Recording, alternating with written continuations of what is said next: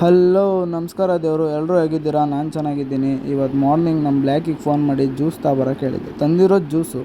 ಆ ಜ್ಯೂಸ್ನೊಳಗೆ ಕದ್ದು ಮುಚ್ಚಿ ಎಣ್ಣೆ ಕೊಡೋ ಥರ ಕೊಟ್ಟ. ಜ್ಯೂಸ್ ಎಲ್ಲ ಕುಡ್ದಾದ್ಮೇಲೆ ನಮ್ಮ ಬ್ಲ್ಯಾಕಿ ಗಾಡಿ ಪೆಟ್ರೋಲ್ ಖಾಲಿಯಾಗಿತ್ತು ಅಂತ ಪೆಟ್ರೋಲ್ ತೊಗೊಂಡು ಹೊಟ್ಟೆ ಸಿಕ್ತಿತ್ತು ಅಂತ ಅಲ್ಲೇ ಊಟ ಮಾಡಿಕೊಂಡು ಫ್ರೆಂಡ್ ಜೊತೆ ಟೈಮ್ ಸ್ಪೆಂಡ್ ಮಾಡೋಣ ಅಂತ ಹೋದೆ. ಮುಂದೆ ಇವತ್ತು ದಸರಾ ಇರೋದ್ರಿಂದ ನಮ್ಮೂರು ದೇವಸ್ಥಾನ ಹತ್ರ ಬನ್ನಿ ಮರ ಹೊಡಿತಿದ್ದಾರೆ ಅಂತ ಗೊತ್ತಾಗಿ ಬನ್ನಿ ಮರ ನೋಡೋಣ ಅಂತ ಎಲ್ಲ ಹೋದೋ. ಹಾಗೆ ಊಟ ಮಾಡೋಣ ಅಂತ ಹೋದೆ. ಈ ನನ್ನ ಮಕ್ಕಳು ಒಬ್ರಿಗೊಬ್ರು ರೇಗಿಸ್ಕೊಳ್ಳೋದು ಬಿಡೋದೇ ಇಲ್ಲ ಗೈಸ್.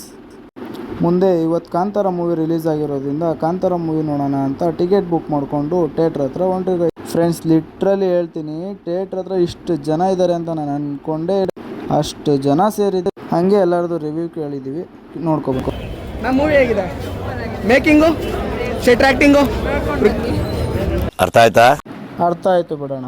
ಹೌದು ಫ್ರೆಂಡ್ಸ್, ಕಾಂತಾರ ಒಂದು ದಂತಕಥೆ ಹೆಂಗೋ ನಿಜವಾಗ್ಲೂ ಒಂದು ದಂತಕಥೆನೇ. ಅದರಲ್ಲೂ ನಮ್ಮ ರಿಷಬ್ ಶೆಟ್ಟಿ ಅವ್ರ ಎಂಟ್ರಿ ಮಾತ್ರ ಬೆಂಕಿ ಫ್ರೆಂಡ್ಸ್. ಹಾಗೆ ಈ ಫಿಲಮಲ್ಲಿ ಒಂದು ಟ್ವಿಸ್ಟ್ ಇದೆ. ಆ ಟ್ವಿಸ್ಟ್ ಏನು ಅಂತ ಫಿಲಮ್ ನೋಡಿರೋರು ಮಾತ್ರ ಕಮೆಂಟ್ ಮಾಡಿ ಫ್ರೆಂಡ್ಸ್. ಹಾಗೆ ನಾನು ಯೂಟ್ಯೂಬ್ ಮತ್ತು ಫೇಸ್ಬುಕ್ಕಲ್ಲಿ ಚಾನಲ್ ಓಪನ್ ಮಾಡಿದ್ದೀನಿ.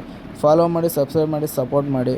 ಫಿಲಮ್ ಎಲ್ಲ ನೋಡಿಕೊಂಡು ನಾನು ನಮ್ಮ ಬ್ಲ್ಯಾಕಿ ಮನೆಗೆ ಬಂದು ಅಷ್ಟೇ.